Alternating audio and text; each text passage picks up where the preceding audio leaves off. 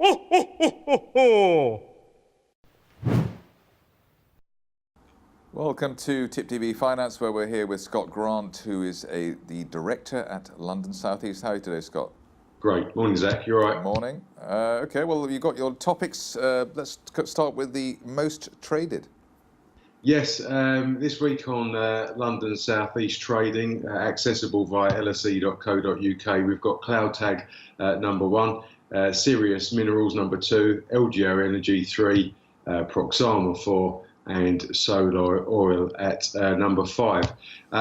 We talk about what's hot for this section. Of course, we talk about London South East traded, and these can be buys or sells. So if you look at number 4 in that list, which is Proxima, they're the mobile proximity marketeers. I've noticed over the last sort of 5 years, looking back to their accounts from 2010, they're always loss-making, even though the revenues are now increasing, and their share price has been on a call it a downward slope rather than a slippery slope I've seen since the 17th of November. So we talk about what's hot, but actually Proxima on London South East trading is more of a sell for our investors than a buy at the moment. So that's the most traded anyway, CloudTag at number 1.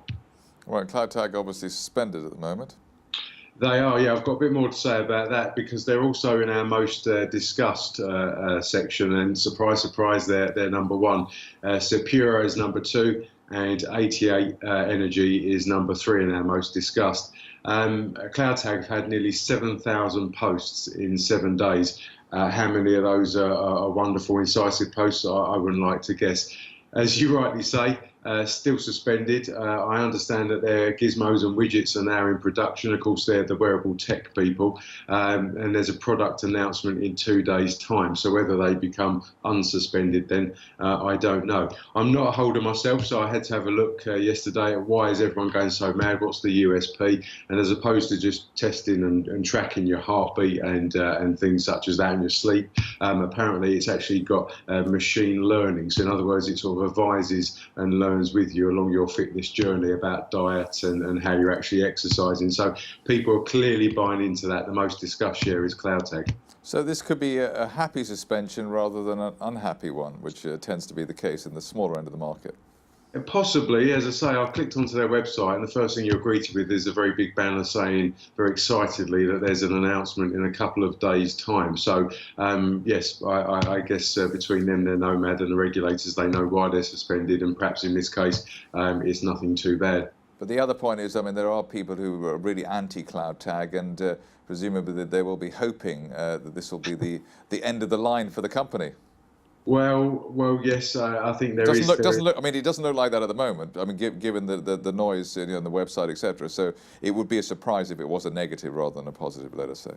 Yeah, you look from. I'm going to say that I'm a layman now. If you look at the website and the approach and the capital raising, and as I said, now in production in Malaysia, there's a lot of ticks in boxes. I guess on the flip side, it's a heavy market, isn't it? You've got Fitbit, you've got Apple Watches, Garmin, so on and so forth. So it's a tricky one, but someone somewhere, well, many people are buying into this story, aren't they? So okay, well, we'll see what happens. So what's next on your list? I've got share risers. So this is market close yesterday, which was the 12th of December.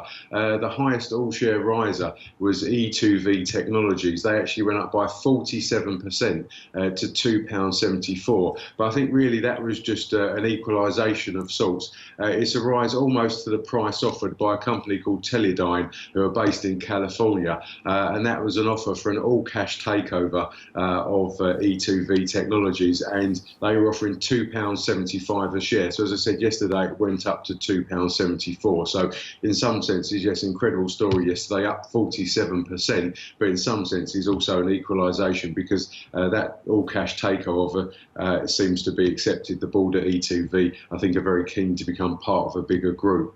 So that somewhat explains why yesterday they were the highest share riser. Okay, and on to share views.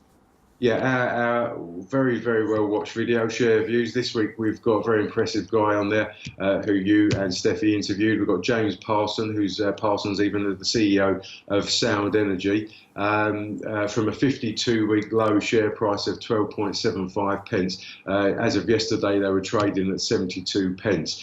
So that's a meteoric rise, and James Parsons, from the market point of view, seems to know what he's on about. So that's this week's share views. Next week, we're very pleased to have a chap called Patrick Burley. Patrick Burley is the CEO of ISD, well, actually of ICAP. They provide the ISDX market. That's a burgeoning alternative market. It houses people such as Dorimus, which is Mr. Lenegas's company, UCOG, rare earth minerals, and so on and so forth. So that's Patrick Burley talking about ISDX on next week's video, which is available from Friday morning.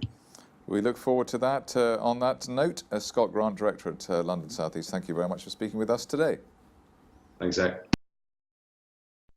Ho, ho, ho, ho, ho.